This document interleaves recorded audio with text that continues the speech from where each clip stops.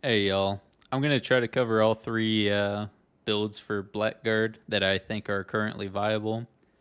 I'm gonna cover solo roaming, gonna cover warband play, and I'm gonna cover six-man play. So thank you for watching, and let's get to it. First, I'm gonna start off with the solo build. Um, in my opinion, Crimson Death is really nice. Uh, you obviously need the knockdown. Filled with Fury, Enraged Beating, and Monstrous Ruin. You might wonder why I spec into Crimson Death and Monstrous Ruin even though I'm soloing. Well, Crimson Death is going to increase your damage significantly even during single target fights. Hits like a truck. And then also Monstrous Ruin is something you're going to spam if you get into an outnumbered fight. It does a lot more damage than what people give it credit for. If you have two people on you, it's your biggest damage. So, very worth putting the point into it. From here, you actually go into Path of Loathing. You used to go into Path of Anguish, but it's not worth it anymore because they removed the self heal from this. So, from here, you put points into Wave of Scorn. Gives you by far the best way to catch a kiter for Destro. 40-foot range, 370 damage, snare. Hits a lot harder than 370, by the way. You're also going to pick up Anger Drives Me, which is going to help you hit parry cap. So that's it for the ability training. Let's go over to the Renown Trainer.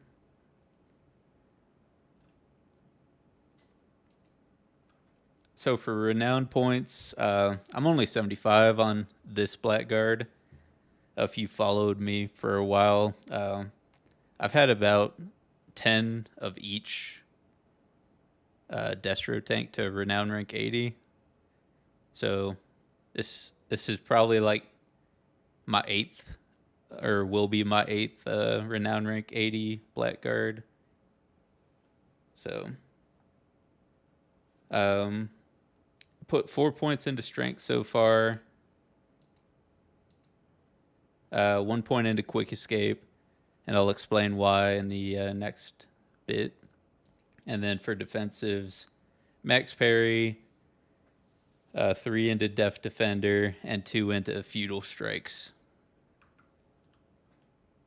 So the reason why on this tank and not the others you put a point into quick escape is because you're not running the fortress weapon on Blackguard. You're running either the Bloodlord Glaive, which is my personal favorite, or you're running Memory of Yeah.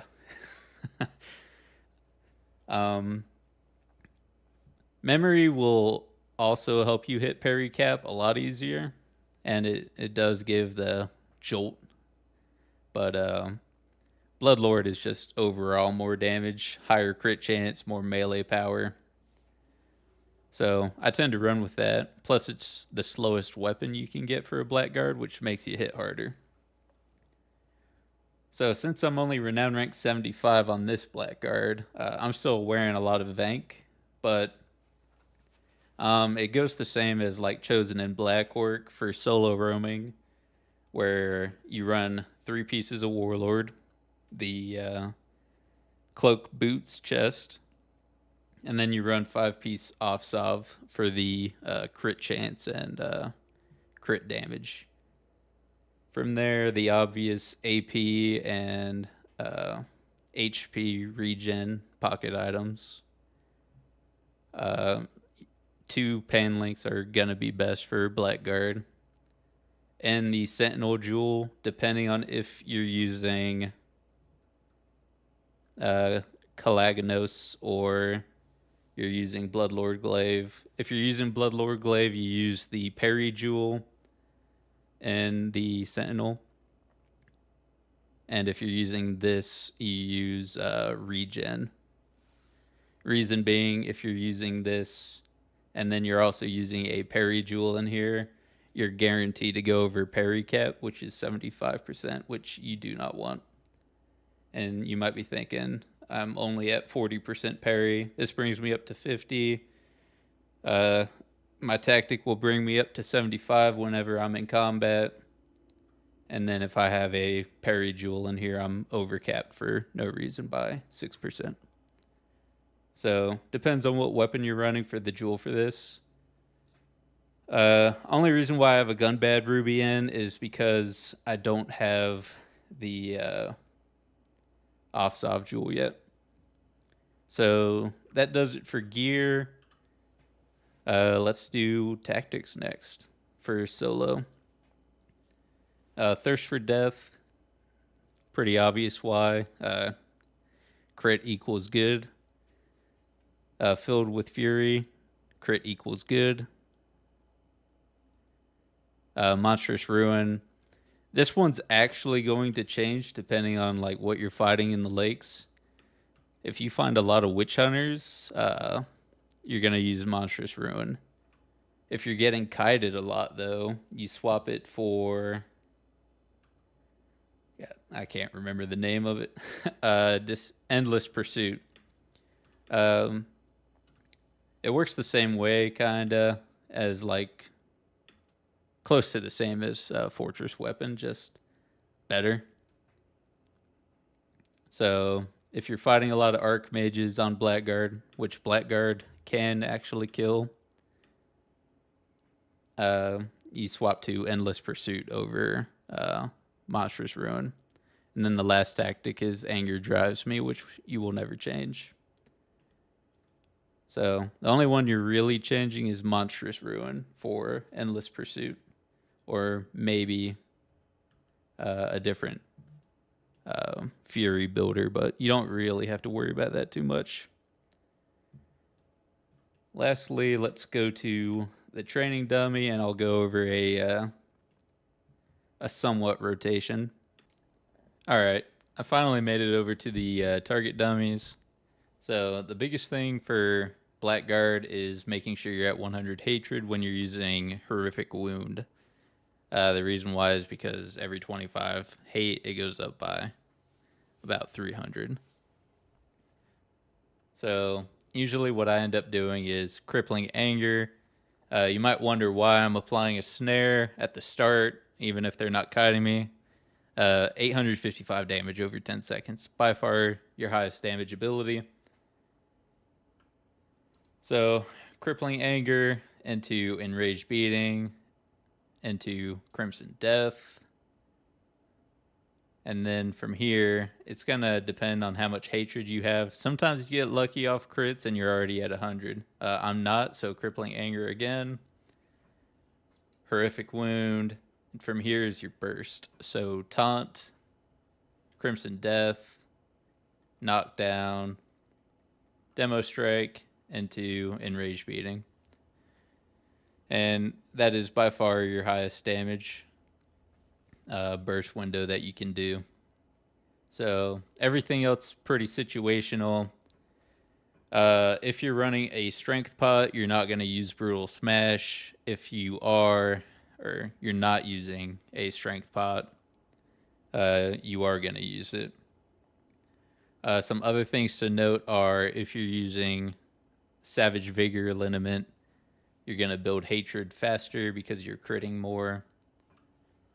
Other things to note, Crimson Death will proc your crit chance tactic, but you can't keep it up with only Crimson Death. So, for example, use it, use Enraged Beating, and from there, use Pitiless Strike, and that'll keep you in that sweet window of having that crit up all the time. Besides that, you have Chains of Hatred as a Blackguard. Every tank has this. It's pretty nice if you need a kite or something, but to be honest, you're rarely using it. It's just in that niche scenario. Blackguard does have the best punt in the game, though. So if you're getting 1v2'd you can easily punt people away from you and make it a 1v1 for a good amount of time, or punt them into lava or off a cliff or something. Your knockdown is nice. You can use it whenever. Crimson Death, extremely good. Always use it, even in a 1v1. Horrific Wound, keep it up if you're at 100 hatred. Don't use it if you're not. And that's kind of it for Blackguard. For solo roaming anyways. So let's move on to what you'll play in a warband. Alright, so for Blackguard warband play, you're one of the few tanks that will stay two-hander in a warband. For the simple reason of Crimson Death. Crimson Death is the biggest thing that Blackguard brings to the table, in my opinion. If people request it for the Witch King, but there are two different builds. You'll either run Crimson Death or you'll run for the Witch King. But in my opinion, most of the time, Crimson Death is the way to go. It's kind of whatever your warband wants you to run. But Hasten Doom, this procs off of AoE as well. You're basically removing everyone you're fighting's health by 1,000 off of one simple tactic. Pretty fucking OP. Another reason why I think Path of Malice is better than Path of Anguish in a warband. You get the knockdown, chance to crit, and you're actually skipping over Enraged Beating because with this tactic, you're more worried about spamming AoE because you want everyone's health to be lowered by over 1,000, not counting the damage you're doing. From here, you'll go Path of Loathing, and once again, pick up Wave of Scorn, best AoE snare in the game, and Anger Drives Me.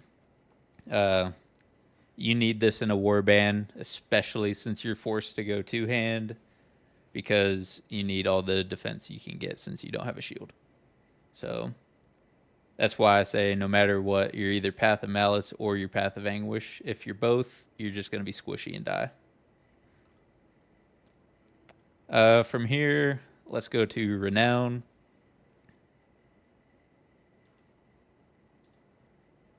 And the only thing that changes is instead of picking up all 4 of these, you'll sacrifice this point of strength. So you'll only have 3 in it. You'll still have quick escape because that's mandatory in a warband as well. And you'll put the 10 points you took away from strength into this last point of Deft Defender. So you'll max out parry, Deft Defender, and 2 into Feudal Strikes. From here, the personal tactics that I like to run in a warband are Thirst for Death, Filled with Fury, Hasten Doom, and then Monstrous Ruin. The parry tactic, again, will depend on if you're nearing parry cap or not. In a warband, I definitely do run Memory of Kalaganos over Bloodlord because Bloodlord lowers your armor and toughness. But as I said before, as a two-hand tank, you kind of need those things. So, yeah. If you're under-geared and you don't have high parry yet, though, then you'll sacrifice pretty much any one of these except for Hasten Doom for your higher parry. Personally, I'd probably sacrifice Monstrous Ruin. But that will do it for warband play because your gear will stay the same and your rotation. You can't really define a rotation in a warband because everything's going to be changing all the time. Knockdown when your warband lead says to knock down. Wave of Scorn if they're calling it. If not, then just do it on cooldown. Same with Crimson Death. And yeah, that's kind of it. It's pretty easy to play in a warband. Just Monstrous Ruin, Crimson Death, Wave of Scorn. Easy. All right. Last but not least, let's do the 6-man. So in the 6-man, you're gonna pick up Hasten Doom, Knockdown, obviously, and Filled with Fury. You're gonna skip over Path of Loathing. Reason being, yes, you're giving up AoE snare and you're giving up parry. Reason being is you're probably not getting focused in scenarios as a tank, or you shouldn't be. As well as there should be enough snare in a 6-man to where you don't need Wave of Scorn when focusing targets. So you're going to go Path of Anguish for the Witch King, because in a 6-man, a coordinated 6-man, I feel for the Witch King does outvalue Crimson Death alone when compared to each other. And then Elite Training, just for the extra defense, if for some reason they do decide to swap to you. That's going to do it for the build. Tactics will change heavily depending on what you're doing in your 6-man. So just go with what you think is best. Always Hasten Doom, always Filled with Fury, always Thirst for Death. The 4th one is up to you. I usually run the Disrupt, gives movement speed. Tactics are going to stay the same as for, or not tactics, Renown is going to stay the same for this as it does for solo roaming. So 4 into Strength, 1 into Quick Escape, Max Parry, 3 Def Defender, 2 Feudal Strikes. And you'll use the same rotation as you do for solo roaming, except instead of using Crimson Death to proc the chance to crit tactic, you will use... It's not on my hotbar anymore because I just swapped builds. Pitiless Strike. So, yeah. Pretty simple class once you get used to it. Not particularly the hardest rotation, but it does require some resource management. But yeah, don't use Elite Training on cooldown. Use it if you get focused.